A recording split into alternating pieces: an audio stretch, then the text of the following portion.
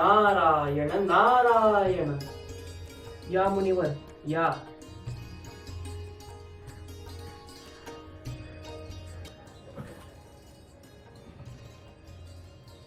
प्रणाम प्रभू.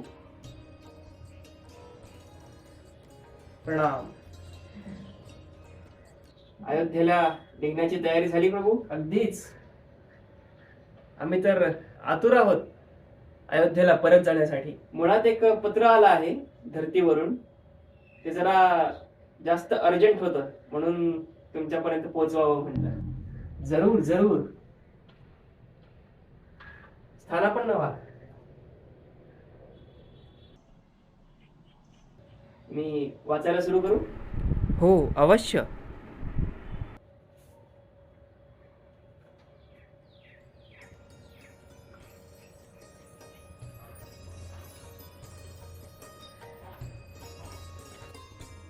माननीय रघुकुलोत्पन्न मर्यादा पुरुषोत्तम श्री रामचंद्र दशरथ सूर्यवंशी यांना समर्थचा श्रद्धापूर्वक नमस्कार.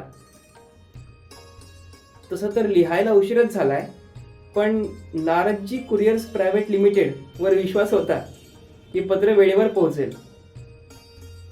आमंत्रण द्यावं म्हटलं, पण तसं तर तुम्ही स्वतःच्याच घरी येताय. बघा ना, आपल्याच घरी परत सन्मानाने येण्यासाठी तुम्हाला शेकडो वर्षे वाट बघावी लागली, आणि या वर्षांमध्ये तुमच्या जन्माचे पुरावे मागितले गेले, अनेकांचे बळी गेले, आणि कळत नकळत आपल्याला जो त्रास झाला त्याबद्दल क्षमस्व. आणि आता आपल्या कृपेमुळे व अनेक हिंदू देशभक्तांच्या प्रयत्नांमुळे उद्या तो दिवस आला आहे. प्रभू, नव्या नवरीसारखी अयोध्या नटलीये. मंगलवाद्ये वाजू लागली आहेत. साऱ्या जगतात आनंदी, उत्साही व राममय वातावरण झालं आहे.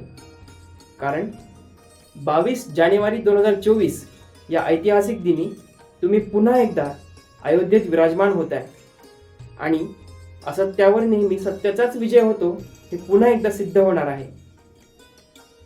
तुम्हाला माहितीये, घरोघरी रामरक्षेचे पाठ चालले. मोराने पावसात मंत्रमुग्ध होऊन नाचावं असं आनंदी वातावरण निर्माण झालंय. अयोध्येतच नव्हे तर संपूर्ण जगात. श्यामवर्णी कमलनयनी धनुर्धारी अशी आपली नयनरम्य मूर्ती अयोध्येत प्रस्थापित होणारं दृश्य बघताना आम्हाला आभाळ ठेंगणं पडणार आहे. तुमच्या आमंत्रणाच्या अक्षताचा कलश तर भारताच्या गावागावातून वाजत गाजत येतोय.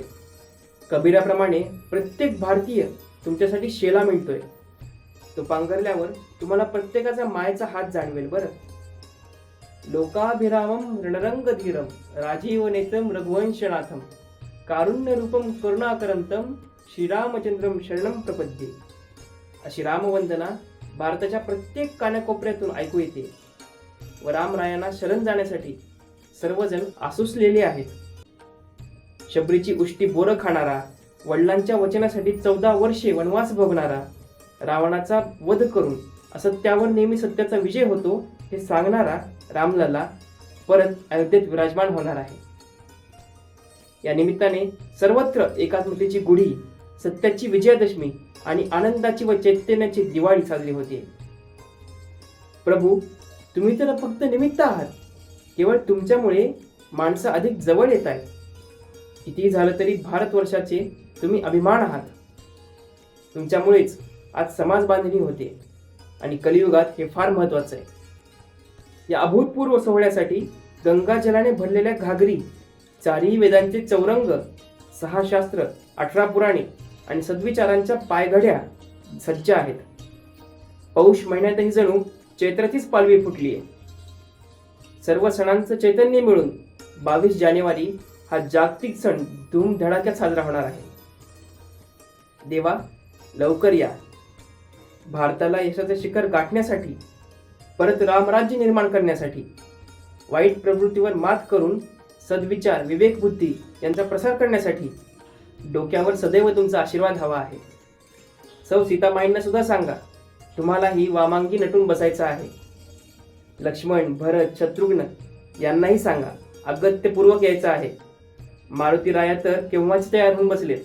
या रामराया, लवकर या. संपूर्ण धरती पावन करा. आम्ही तुमची वाट बघतोय. कळावे लोभ असावा. तुमचाच एक रामभक्त. वा, खूप सुंदर लिहिलंय पत्र.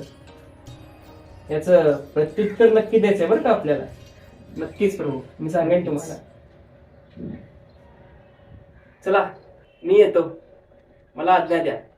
पुढे जाऊन काही तयारी सुद्धा करायची आहे. नक्कीच. प्रणाम प्रणाम.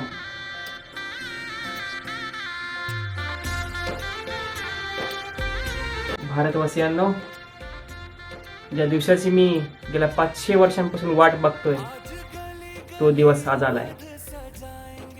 येतोय मी. सीते,